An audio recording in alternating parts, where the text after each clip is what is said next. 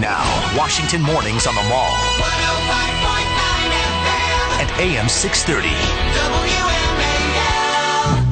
WMAL. 8:07 on WMAL, where Washington comes to talk. It's Brian Wilson. In today is Tori Clark. Brian Neiman's still on paternity leave till later this week. He'll be back soon. Glad to have Tori with us. Great to be here. We are also glad to have on the line Dr. Zuhdi Jasser. He is the author of an interesting book called A Battle for the Soul of Islam, an American Muslim patriot's fight to save his faith, and he's also the president and founder of the American Islamic Forum for Democracy. Dr. Zuhdi Jasser, thanks for joining us here. We appreciate it. Oh, it's good to be with you. Thanks for having me. All right, I think there are three questions that are being asked now, and I just want to get your yes or no answers to this. First of all, do you think it's about the film or not? Absolutely not. That's a distraction, and now what's happening is we've allowed their media to shape us, and we've been missing in action as far as promoting the ideas of freedom and liberty. And with the vacuum that's been created after the major transformations that began last year, these mobs this year have nothing to do with the Muslims and Arabs and Christians and people of all stripes that were in the streets last year because of economic labor, because of desires to get rid of dictatorship. These guys this year are Salafists, radicals that want to take over and begin to influence society. And the Brotherhood in Egypt, and now that has taken over, remember, they're controlling the Egyptian media. So this movie was released 3 months ago. Right. And they started to use it as a tool once it got translated to Arabic in order to consolidate their base, and it sort of blew up in their face. All right, so you say it's not about the film. Was it premeditated? I'm talking specifically about the attack in Benghazi. Was it premeditated or not? Well, we're getting conflicting reports. You know, I know yesterday Ambassador Rice was on the programs saying that it was not. Senator McCain then said, well, you know, people don't show up to riots with RPGs with them. And at the end of the day, there was a lot of evidence initially from the New York Times. There was a story of people on the ground that were saying that it was Gaddafi loyalists who still are looking for ways to get back at the U.S. that ended their regime, that actually stoked some of these guys, brought them out, and may have facilitated the transfer of some of the weapons to them. So, and do you have any evidence that, or seen any evidence that suggests we were warned in advance?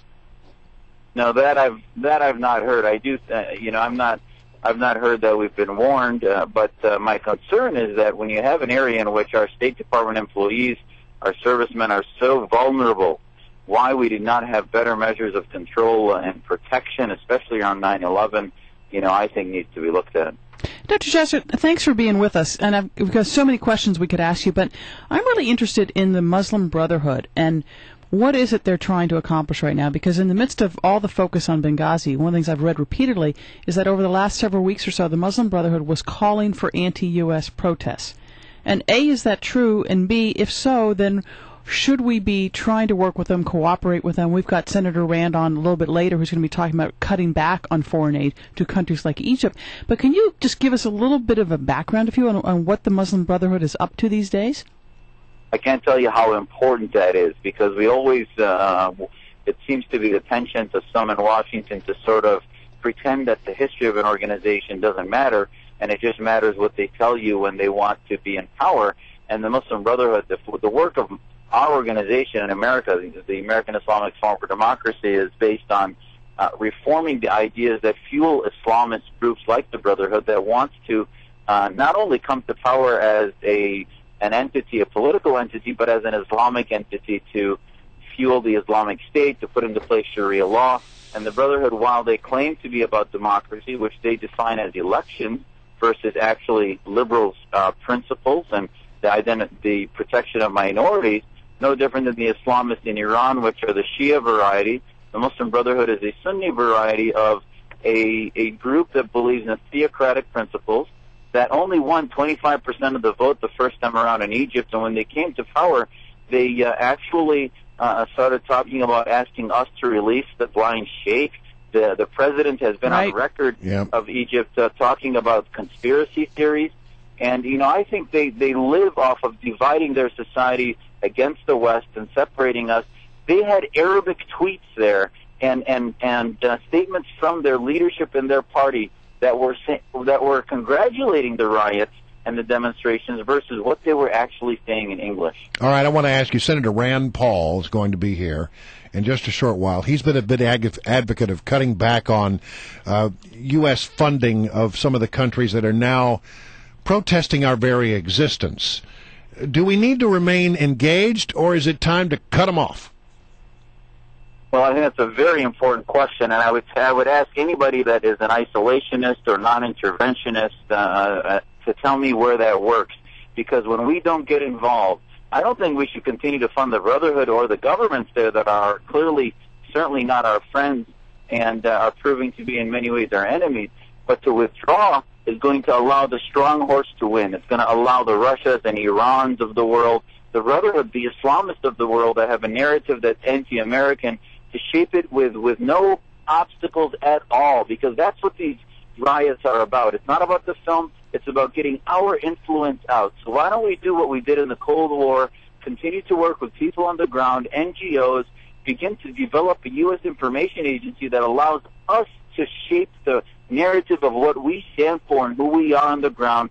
Remember, they had locked up our NGO folks just 3-4 months ago, where you had Secretary LaHood's son that was stuck there and others.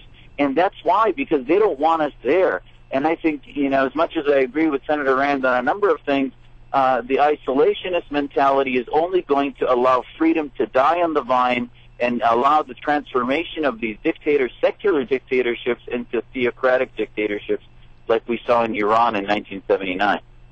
And one last question. The president said that when he became president, immediately the Muslim world would sort of come into line and would sort of understand that he understood them and it was all going to be better. Has that happened on any level? Absolutely not. And I wrote a speech back that he should have given in 2009, which talked about us standing with the women's movements, with the freedom movements that were weak because they had not had an environment in which to thrive. And unfortunately, the president was, I think, more looking for partisan bickering, in which he was trying to say that he was the un-Bush and that he was the new apologist and saying that the war was mistaken, etc. And in fact, they hate us not because of the wars. They hate us because we've supported their oppressors, and we're doing it again. They threw tomatoes at Secretary Clinton's car a few months ago because 75% of the Egyptian population did not want the Brotherhood, and they still ended up winning. Right. And they saw us continuing to now facilitate some of their oppressors. We'll have to leave it right there, Dr. Zuhdi Jasser.